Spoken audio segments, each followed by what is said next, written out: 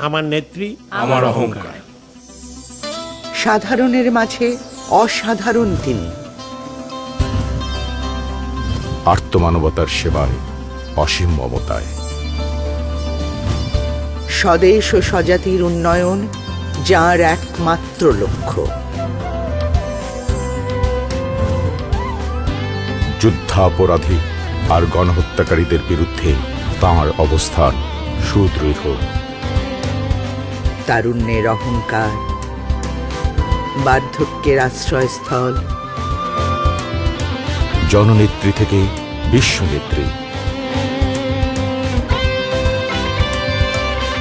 তিনি আমাদের নেত্রী শেখ হাসিনা। সাথে থাকুন এই নেতৃত্বে